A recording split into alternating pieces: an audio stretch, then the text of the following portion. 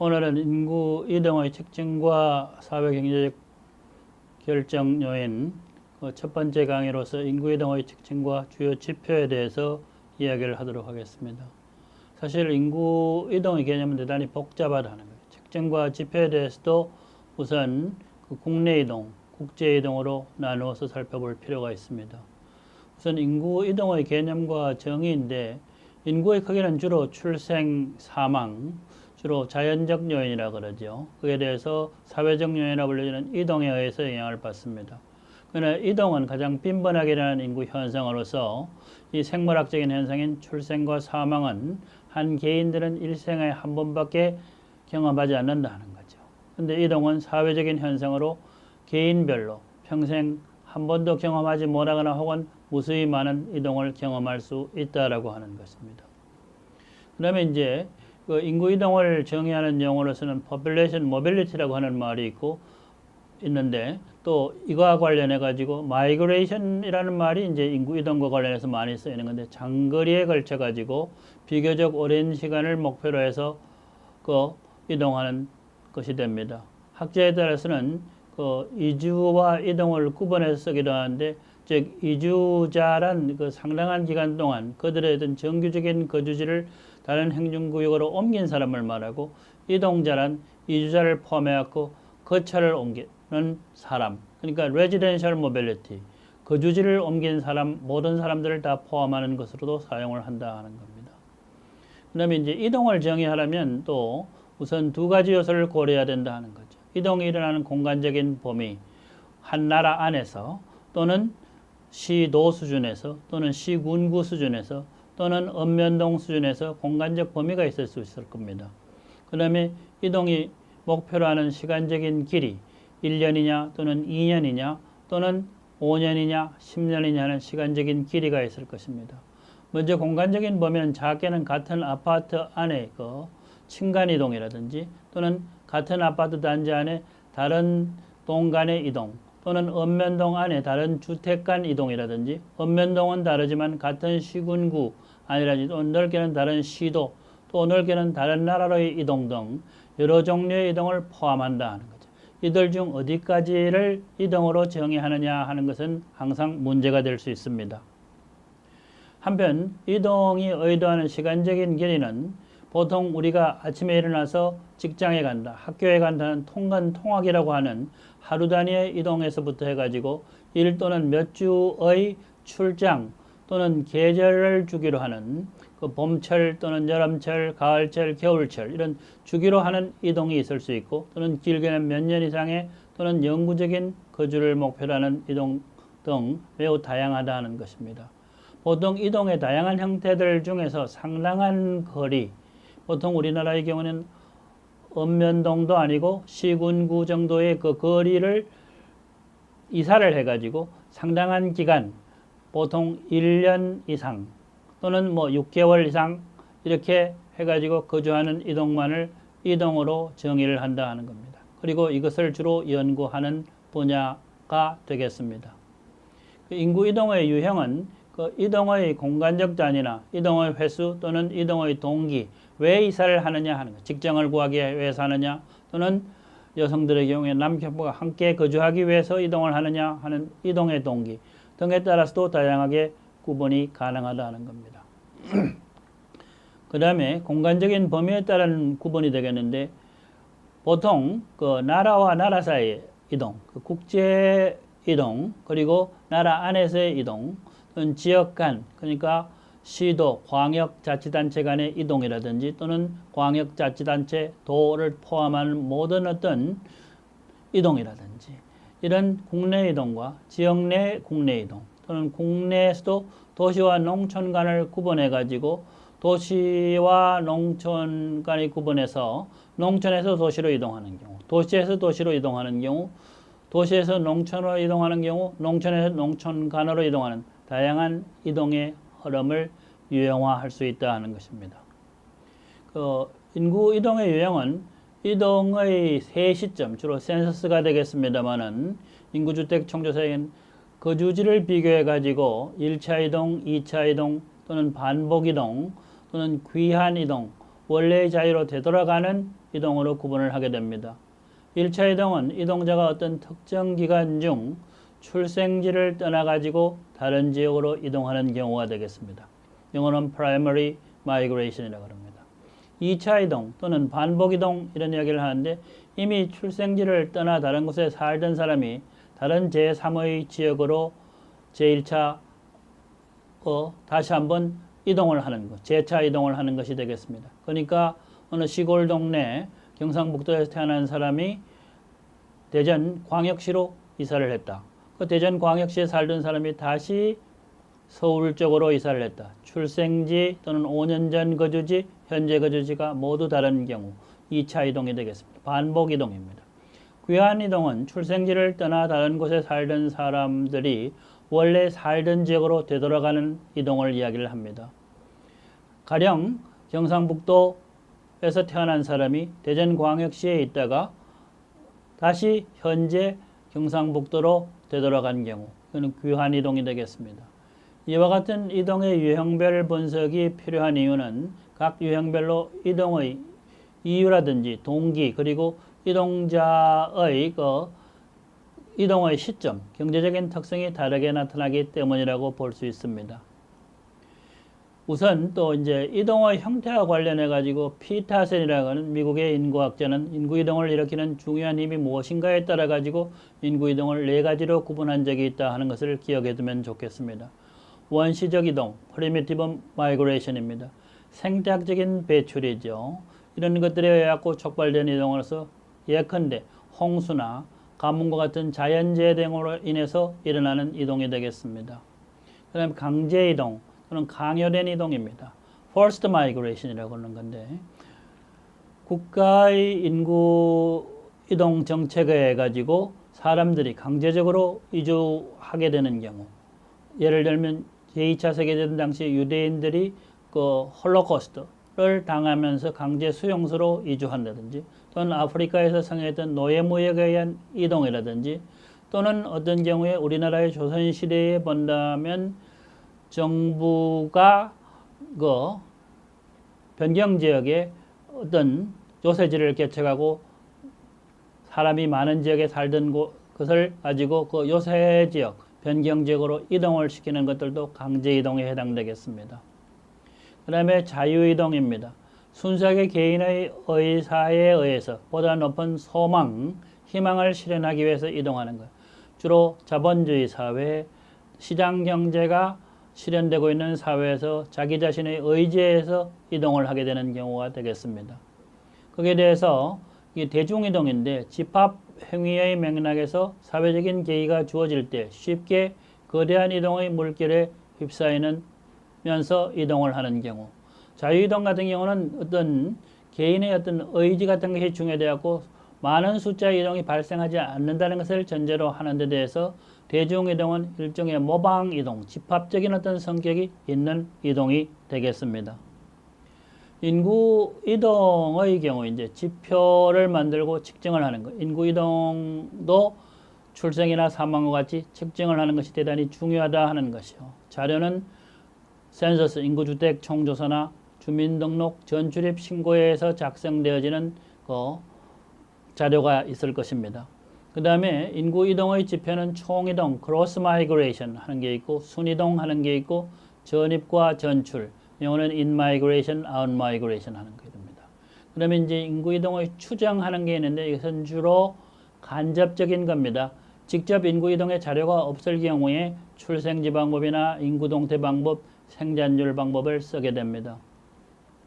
인구이동의 측정은 총이동하는 말, gross 하는 말인데 주어진 기간 동안에 5년 동안 이렇게 되겠죠. 한 지역을 떠나서 들어오는 떠나는 사람, 그러니까 전출자와 들어오는 사람, 전입자를 모두 합친 게 됩니다. 거기에 대해서 순이동, net migration이죠. 주어진 기간에 그 지역으로 들어오는 사람, 그러니까 전입자를 가지고 그 지역을 떠나는 사람, 전출자를 빼낸 겁니다. 순이동이죠. net가 되겠습니다. 그게 총이동 앞에 것은 그것을 그냥 더하는 것인데 대해서 순이동은 전입자에서 전출자를 뺀 것이다 하는 것이 되겠죠. 그 다음에 이제 그 전입자와 전출자 in migrant와 out migrant 하는 말인데 인구 이동은 두 지역 사이에 일어나기 때문에 인구 이동의 영향은 자연히 두 지역에 모두 영향을 미친다 하는 겁니다. 개인 자신에게도 영향을 미치지만은 그 지역에도 영향을 미친다 하는 거죠. 이때 두 지역은 각각 사람이 출발하는 지역, 이것을 기원지, 기원이 되는 지역이죠. area of origin 하는 말을 쓰고 목적지 하는 것은 area of destination, 목표지, 목적지 하는 말을 쓰게 됩니다. 따라서 기원지를 떠나는 사람을 전출자라고 그러고 목적지에 도착하는 사람을 전입자라고 하는 말을 쓰게 됩니다. 인구 이동의 추정인데 인구 이동을 추정하는 방법에는 직접적인 방법과 간접적인 방법이 있습니다. 직접적인 자료 방법은 인구 이동에 관한 문항이 조사표에 있어가지고 직접 계산을 할 수 있는 것이고 간접적인 방법은 그 자료가 없기 때문에 추정 방법을 사용을 하는 겁니다. 그래서 직접적인 방법은 인구이동 신고 자료나 이동에 관한 직접적인 질문을 통해서 추정을 하는 것이다. 실제 계산을 하는 것이죠. 우리나라의 경우 주민등록에 의거한 인구이동 통계 자료나 전국적인 표본조사 자료에 근거한 추정이 바로 이 경우에 해당되겠습니다. 그러나 이와 같은 신고 자료가 미비하다, 완전하지 못한 경우나 그 신뢰성이 의심스러운 경우에는 간접적인 방법으로 인구이동을 추정하게 된다 하는 것입니다. 그 기원지와 그 다음에 이제 목표지 이동 행렬표, 그 마이그레이션 매트릭스라고 하는 게 있는데 전국을 몇 개의 지역으로 나눕니다. 우선 간단하게 이야기하면 도시와 농촌으로 나눌 수도 있겠죠. 또는 우리나라 그 17개 광역자치단체, 서울이라든지 부산, 인천, 광주, 대전, 울산, 세종 이렇게 있고 그 다음에 경기도, 그 다음에 충청북도, 충청남도, 전라북도, 전라남도, 그 다음에 경상북도, 경상남도, 제주도 이렇게 지역들이 모두 17개가 있기 때문에 17 곱하기 17로 해가지고 기원지, 전출지와 목적지, 전입지, 행렬을 만들게 됩니다. 기원지, 목적지, 이동, 행렬표라고 이렇게 부르는데 오리진, 기원지, 목적지, 데스티네이션, 마이그레이션 매트릭스가 만들어지게 됩니다. 우리나라의 경우 17개 시도 수준의 이 광역자치단체에 대해서 각 시도 상호 간의 인구 이동 수를 기원지에서 목적지로의 흐름이라는 형태로 하나의 표로 정리한 것이 바로 기원지, 오리진, 그 다음에 데스티네이션, 목적지 매트릭스, 마이그레이션 매트릭스가 되겠습니다. 인구 이동을 이러한 행렬표의 형태로 정리하게 되면 인구 이동의 분석에 상당히 편리하다.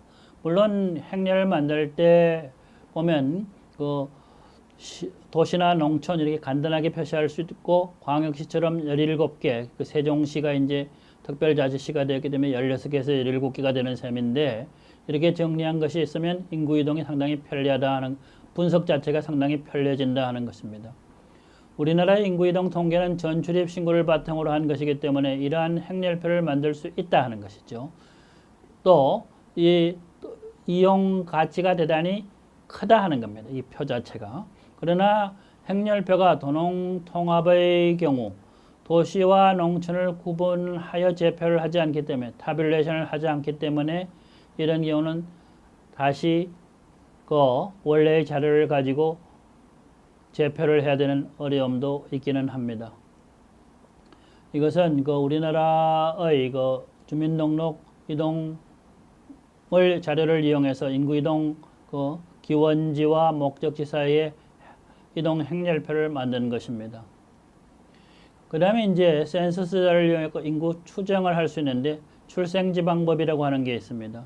연령별로 출생지와 현 거주지, current residence를 비교를 하는 겁니다. 일정 시점의 인구 이동의 경향과 양, 볼륨을 측정하는 방법입니다. 이 출생지에 대한 정보가 정확한 경우에, 과거엔 좀 정확했죠. 이 방법으로서 비교적 신뢰성 있는 인구 이동량을 추정할 수 있습니다. 그 다음에 이제 인구 동태 통계의 방법인데 주로 잔차법이라 그럽니다. 레지듀얼 메소드의 응용으로 인구 증가율을 알게 되고 출생과 사망에 관한 동태 통계가 있으면 인구 증가율을 해서 출생률을 빼고 사망률을 빼게 되면 인구 증가율은 바로 인구 이동률이 되겠습니다. 이런 개념을 이용해 가지고 이들 자료를 통해서 인구 이동의 볼륨, 양을 추정할 수 있을 것입니다. 그다음에 이제 생산율 방법은 잔차법의 응용, 애플리케이션이 되겠는데 연령별로 이동자를 측정하는 것이 가능해 많이 쓰인다 하는 겁니다. 만약 어떤 연령층에서 특정 기간 동안에 인구 이동이 있다면 그 인구는 사망의 영향만 받게 될 것이다 하는 거죠. 어떤 연령층 인구 수와 특정 기간 동안의 생존율을 곱한 것이 그 기간 동안 곧 그 시점에 기대되는 인구수다 하는 거죠. 이때 생존율을 적용을 해가지고 구한 인구와 실제 인구의 차이가 다르다면 그 차이가 바로 인구 이동에 의한 인구 증가 또는 감소가 될 것이다 하는 겁니다. 이 방법은 과거에 우리나라의 경우 주민등록에 의한 이동 자료를 구할 수 없을 경우에 센서스 자료를 이용을 해서 생명표에 의한 생산율 방법을 쓰면서 그 잔차를 인구 이동으로 보았던 것이 있습니다. 적어도 1990년대, 2000년대까지도 일부 이 생산율 방법이 사용이 되고 2000년대를 지나면서 우리나라는 인구 이동 통계가 훨씬 더 그 품질이 개선되었기 때문에 더 이상 이런 방법을 잘 사용하지는 않습니다. 그 다음에 이제 우리가 인구 이동했을 때 국내 인구 이동 이야기를 합니다만 점점 세계가 글로벌리제이션, 세계화되면서 국제 인구 이동은 점점 중요해지고 있다 하는 거죠. 그 국제 인구 이동은 상주하는 나라, country입니다. country of usual residence죠. 를 변경하는 인구 이동, 이것을 가지고 국제 인구 이동이라 그럽니다. 유엔에서 국제 인구 이동 통계 권고사항 개정판에 이렇게 정의하고 있다 이 말이죠.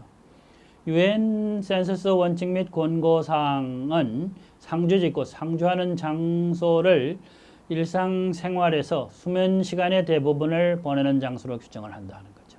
그러니까 잠을 대체로 자고 있는 나라가 어느 나라냐 하는 거죠. 따라서 상주하는 나라는 일상생활 중 수면 시간의 대부분을 보내는 나라라고 정의할 수 있을 정도입니다. 인구 이동을 기록 또는 측정하기 위한 기준 개념으로서 이렇게 보게 되면 이 그림표에 나와 있는 어떤 기준을 어느 하나만을 사용해서 국제 이동을 측정하는 것은 힘들다 하는 겁니다. 정기적인 어떤 국제 이동, 장기적인 어떤 국제 이동을 측정하기 위해서는 법적, 즉 행정적인 이동, 경계, 통과 여부죠. 국경이 되겠습니다만은 이동의 방향이라든지 거주 기간 등을 동시에 고려를 해야 된다 하는 겁니다. 노동 이동 같은 경우, 레이버 마이그레이션이라고 하는데 사람들이 왜 이동을 하느냐? 결혼 때문에 이동을 하느냐? 노동 때문에 이동을 하느냐? 또는 레퓨지 해가지고 난민 이동이라고 하는 게 있죠.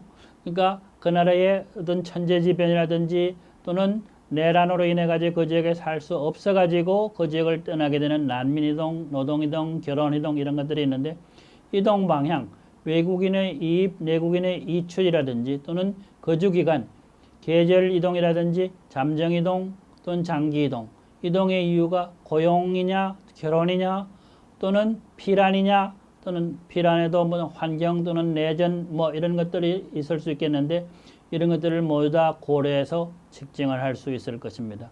물론 국내 이동의 경우에도 이런 개념들이 적용될 수 있겠습니다만 국제 이동의 경우에는 특별히 더 중요하다 하는 것입니다. 왜냐? 국경을 넘는 이동의 경우에는 나라마다 주권이 있기 때문에 이동이 힘들다 이 말이죠. 그래서 그러한 이동을 제대로 측정하는 것은 대단히 중요하다 하는 것입니다. 그 다음에 이제 국적 시민권은 국제인구이동 자체와 직접 관련이 되지는 않지만 내국인과 외국인이 서로 다른 규정이 적용된다면 통계에 영향을 준다 하는 거죠. 가령 유럽에서 EU, 유로피안 유니언, 유럽 연합에 가입한 경우의 이동입니다. 국제 인구 이동은 기록이 되지 않았습니다. 어떤 경우에는 국내 이동인 것처럼 그냥 기록이 되고 말죠.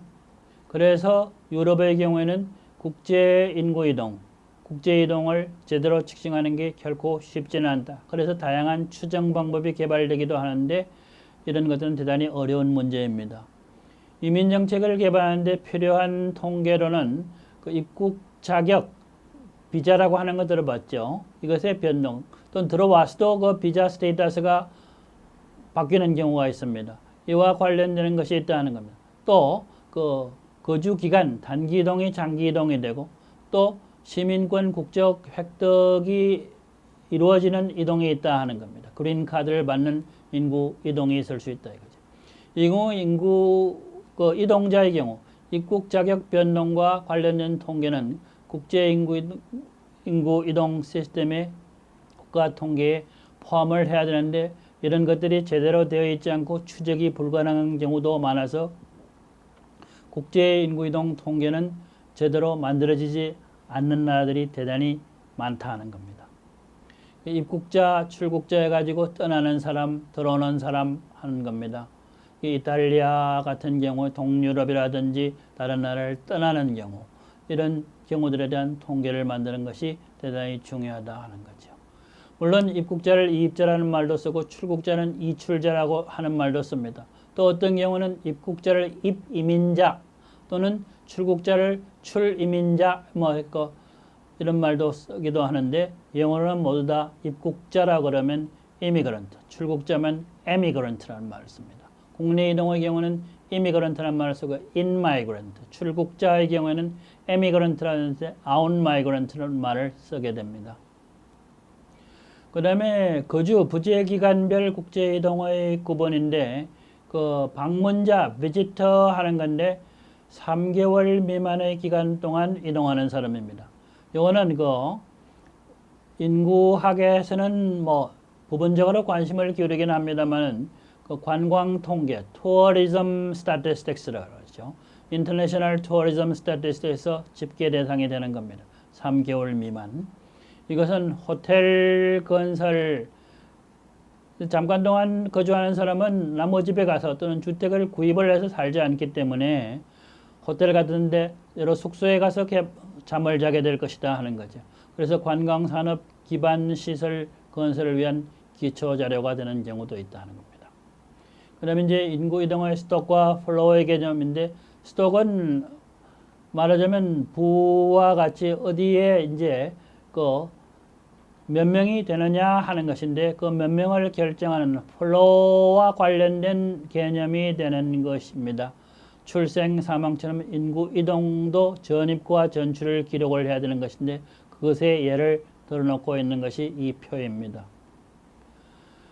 이동 스톡을 측정하는 기준들을 보면 외국 출생 인구, 출생한 나라의 그 정보는 현재의 시민권, 국적과는 별개로 외국 출생 인구를 확인하는 데 사용을 한다는 거죠. 그 다음에 출생 인구 외에 이제 외국 국적 그 인구인데 국적 시민권이 있는 나라의 정보는 특정 국가의 외국인 인구를 확인하는 데 도움을 준다는 거죠. 어디에 출생했다라고 그래가지고 그 나라의 시민권이 주어지는 것은 아니죠. 출생지주의 또는 혈통주의를 채택하는 나라들이 다 다릅니다. 우리나라의 경우는 혈통주의를 원칙으로 하고 출생지주의를 보완으로 하게 됩니다. 미국이나 또는 그 캐나다 같은 경우 많은 경우에는 출생지주의를 기본으로 택하고 그 다음에 그 혈통주의를 보완으로 하는 그런 나라들이기 때문에 출생인구와 국적인구를 구분하는 게 중요하다는 겁니다. 외국인 배경인구 하는 말이 있는데 이거는 부모가 출생한 나라의 정보는 현재의 시민권 정보는 별개가 돼가지고 외국인 배경 또는 이민자 후손인 인구가 얼만큼 되느냐 하는 거죠. 이런 경우에는 1세대 이민자냐, 2세대 이민자냐, 3세대 이민자냐 이렇게 해가지고 이걸 구분해서 이동 스톡, 현재의 인구, 마이그런트 포퓰레이션을 측정하는 경우도 있다 하는 것입니다. 그 다음에 계속해서 민족별 인구입니다. 인종 또는 종족 집단, racial, ethnic group. 주로 인종은 인종은 블라드 타이와 주로 관련되는 거. 황인종 또는 백인종 이런 말들이 있는 것.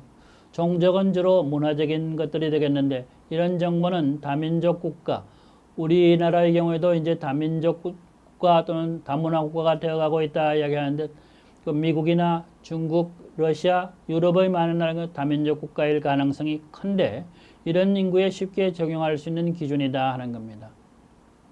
그 다음에 이제 국제이동 경험이 있는 인구 이런 것들을 수독을 또 측정합니다. 해외 거주 경험의 여부 정보는 외국 출생 여부와 1년 이상 해외 거주자의 그 환류 이동을 점검하는 기준이 된다는 거예요. 외국에 거주하다가 다시 돌아오는 사람, 외국에 가서 돈을 벌다, 그 노동 이동이 되겠죠. 다시 돌아오는 사람들. 그러니까 국제 이동의 경험이 있는 사람, 또는 환류 이동 인구를 또 직접 측정하기도 한다는 거죠. 해외 거주 경험 여부는 1년 이상 해외에 거주하다가 현재의 국적이 있는 나라에 현재 거주하고 있는 내국인이 인구를 파악하는 기준이 될 수도 있다 하는 겁니다. 그래서 외국인 인구와 외국 출생 인구의 구성비해 가지고 유럽 지역에 많은 통계들을 여기에서는 보여주고 있습니다. 상세하게 검토해 보면 이 외국인 인구, 외국 출생 인구가 달라질 수도 있다 하는 겁니다. 그 율은 주로 분모는 상주자를 사용하게 된다 하는 거죠. 그러니까 상주자 총인구. 그 다음에 이제 인구 이동 플로우의 측정인데 특정 기간에 대해서 그 거주지 변경을 하나하나 기록을 해가지고 입국자와 출국자를 포함하는 이동자 플로우입니다. 그 동태지요. 그러나 중요한 것은 순이동 지표로 입국자의 총수에서 출국자의 총수를 빼수고한 숫자이다 하는 겁니다. 그래서 순이동은 그 회계학에서 수지균형, 수입 그러면 그 나가는 걸 고려를 해야 된다. 수입과 지출 있는 것처럼 이동에서는 들어오는 사람에 대해서 나가는 사람을 빼주는 거. 순수지 하는 말이 있어요. 순이동 하는 말이 수입에서 지출을 뺀 값이다 하는 겁니다. 순수입과 같은 것으로 이동균형, 마이그레이션 밸런스라고도 한다 하는 겁니다. 순이동의 수치가 양수면 순입국 또는 국제인구 이동에 의한 인구 증가가 있다 하는 거죠. 음수이면 순출국, 그 net out migration 하는 말을 쓰는데 국제인구 이동에 의한 인구 감소가 되겠습니다. 입국자와 출국자의 플로우 총수를 합친 것을 총이동, migration turnover 하는 말을 쓰게 됩니다. gross international migration 하는 말을 쓸 수도 있겠죠. 인구 균형 방정식 우리가 앞에서도 다 배워서 net migration은 PT에서 PT-N 그 전 시점의 인구의 차에다가 B-D가 되겠는데 이것을 이용해서 플로우를 측정하게 된다 하는 겁니다. 그 다음에 인구 강도, 이동 강도의 지표인데 인구 이동 강도의 지표인데 K는 M을 P로 나눠가지고 C를 곱한다. K는 이동의 강도로서 율 또는 비율로 표시를 하는 거다 이 말이죠. M은 이동의 총량 또는 건수가 되겠습니다. 이동 건수가 된다 이 말이에요. 특정 기간의 이동 건수입니다. P는 이동의 위험에 노출된 연항인구, 미드이어 퍼플레이션 또는 평균인구, 한 해 동안에 그 한가운데 7월 1일 또는 6월 31일 기준으로 해서 측정한 인구를 연항인구, 평균인구는 연초인구나 연말인구를 더해가지고 2로 나눈 것이 평균인구가 되겠습니다. 그럼 오늘 강의를 요약하면 인구이동은 이동의 공간적인 범위에 따라 가지고 국제이동, 국내이동 이렇게 우선 나눠지고 지역간, 국내이동 중에서도 지역간 이동, 지역 내 이동 등으로 구분된다는 거죠. 이동의 횟수 또는 방향에 따라 가지고 1차 이동, 2차 이동, 반복 이동, 귀환 이동 등으로도 나눌 수 있다. 그건 주로 과거 센서스 자료를 이용해서 출생지, 5년 전 거주지, 현재 거주지를 이용할 때 1차 이동, 2차 이동, 반복 이동, 귀환 이동으로 나눌 수 있다는 겁니다. 인구 이동은 총이동, 순이동, 전입, 전출 등으로 구분하여 측정한다. 인구 이동은 직접 또는 간접 측정 방법으로 추정하는 것이 있다. 직접 추정에는 기원지, 목표지, 이동 행렬표를 이용할 수 있다 하는 거. 그 다음에 간접 추정에는 출생지 방법, 인구 동태, 통계 방법이라든지 생존줄 방법 이런 것들을 이용을 해가지고 할 수 있다. 간접 추정은 행정자료 또는 이런 것들이 잘 또는 표본조사 같은 것들이 잘 발전하고 있는 나라의 경우는 그런 방법을 잘 사용을 하지 않는다 하는 겁니다. 그다음에 국제인구 이동은 상주하는 나라를 변경하여 이동하는 것을 말한다 하는 것. 이동의 방향, 법적 이동 경계의 통과 여부, 그다음에 거주 부재기간이라든지 이동의 이유라든지 법적 자격 등의 기준을 이용해서 다양하게 측정할 수 있다. 국제인구 이동은 스톡이나 플로의 통계로 구분이 되며 스톡 통계는 인구 센서스나 외국인 통계를 이용하는 데 대해서 플로 통계는 우리나라의 경우에는 법무부의 출입국 통계를 가공하여 작성할 수 있다는 겁니다. 국제인구 이동의 통계는 그 이동의 총량과 강도를 나눈 통계로 구분을 한다 하는 겁니다. 총량은 순이동, 출국자, 입국자의 그 절대수를 집계하는 것이고 강도라고 하는 것은 인텐시티죠. 그러니까 총량 통계를 해당 기간의 평균 인구 또는 연항 인구로 나눠서 비 또는 비율로 표시를 한다 하는 것입니다.